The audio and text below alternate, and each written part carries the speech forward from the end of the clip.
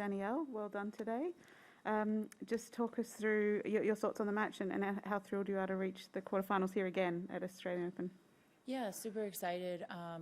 The last couple of years after I made semis, I think I lost like second round each year. So to be back in the quarters means a lot. It's taken a lot to get to the quarters, some really tough battles and tough opponents. So yeah, lucky to be through.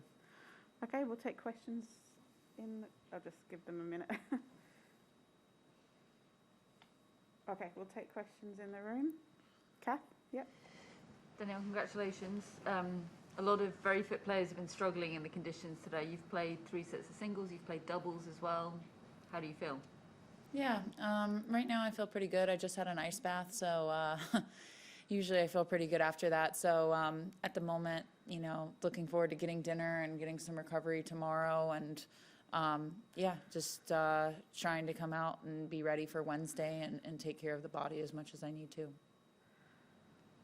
Next question in the room. Simon? After the endo that you fixed last year, has that improved the amount of training and preparation you're able to do in off-season and stuff like that? Yeah, for sure. I feel like, before my surgery and before I was on the proper medication, I was always having to adjust my training around my cycle because of how painful my periods were.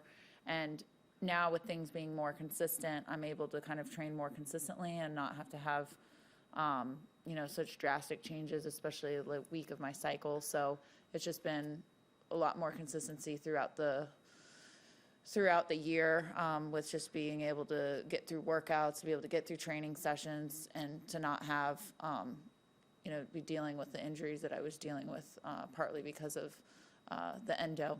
Okay. Damani? Yep. Danielle, I remember last year in Australia, you struggled with, injuries, and I think you didn't know at the time what it was. I'm curious just what that experience was like and how satisfying is it to come back kind of after all that's happened since and, be playing your best tennis here.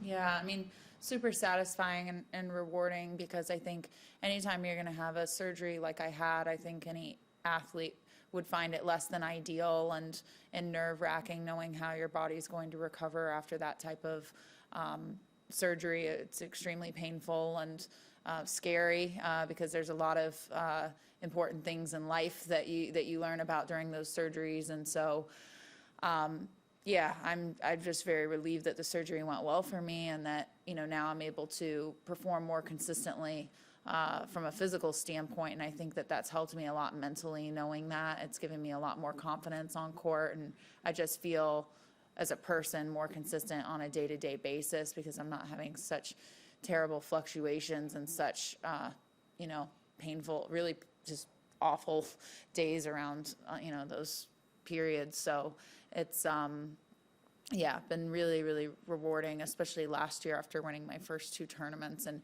knowing that I'd be able to get through, that many matches back to back and be able to consistently perform at that level.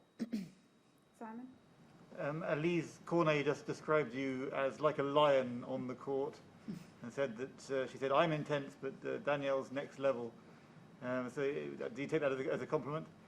Yeah, I think certainly. I think we're both competitors, and I think that all of us can appreciate each other's toughness and tenacity and what we do. I think we understand each other best, all of the players on tour, because we know what everyone's going through, and we all share so many of the same experiences. So yeah, that was very nice of her to say. Okay, Kath? Danielle, I was just going to ask, just going back to the surgery, when you made the decision to have that surgery, did you have to come to terms with a worst case scenario? Were there times where you thought you might not be back at events like this? I figured that I would probably be able to get back to, playing at a high level. Just wasn't sure exactly what that timeline would be like. And, I played the French Open. I think that was 7 weeks after surgery. I came back a little bit too soon and tore my abdomen, one of the areas where they went in for surgery, and then I had to take some time off before Wimbledon. I was lucky to play Wimbledon. It wasn't the best preparation going into it.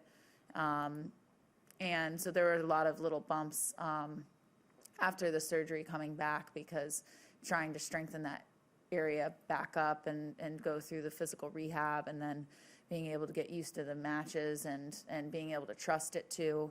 That was probably the biggest, hurdle that I had to go through last year. Okay, again, Kath? And just final one on that. I mean, periods, cycles, hormones, all of that, it's not something that's talked about very much. We don't hear those words much in here. Have you had sort of words of support from other players behind the scenes in the locker rooms? Yeah, I really have. I had so many other players reach out to me during, before I had the surgery, during, after, and I think that's one of the nice things about this sport is I think everyone's very competitive, but I think at the end of the day, I think most of the girls get along with each other really well, are really supportive, and very good people. Any more in the room? Last one to Marnie. Just curious what it was like last year, traveling without the coach, and how you kind of handled that situation. Yeah, I think especially after having the surgery and then kind of being on my own pretty much the entirety of 2021, kind of added another element in just trying to figure out what works best for me.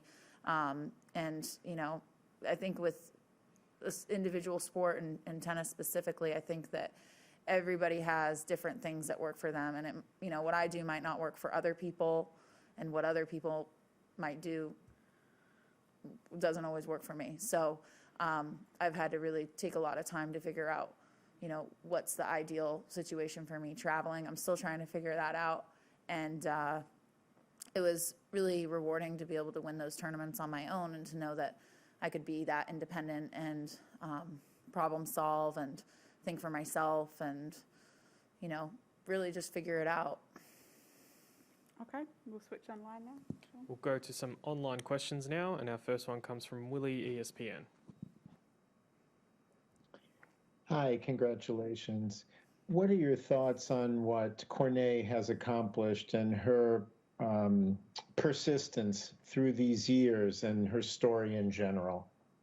Yeah, I think she's an incredible player and person for our sport. I think her hard work and tenacity really comes out every time she plays and steps on the court, and she's always someone that's very fun to watch, someone that's very pleasant to see on a day-to-day basis in passing and in the locker room, and I appreciate her a lot. Thank you. We'll go to Courtney Newen, WTA. Hey, Danielle, congrats on a successful long day. But going back to the first match against Mertens, obviously you had that great win over Towson, and then now this one. Can you talk a little bit about just kind of managing that match and the ups and downs of it, especially with the conditions of kind of getting over the finish line at the end?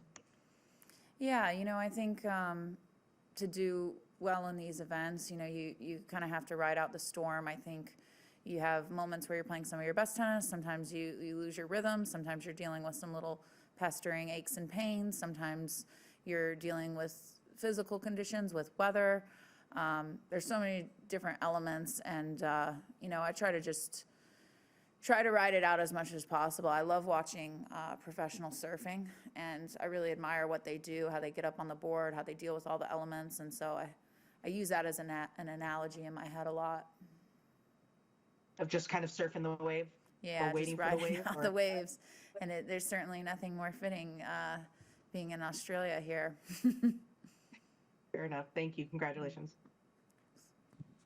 If there are no more questions, we will conclude our press conference. Thank you, everyone. That is our press conference with Danielle Collins. Okay. Thank you.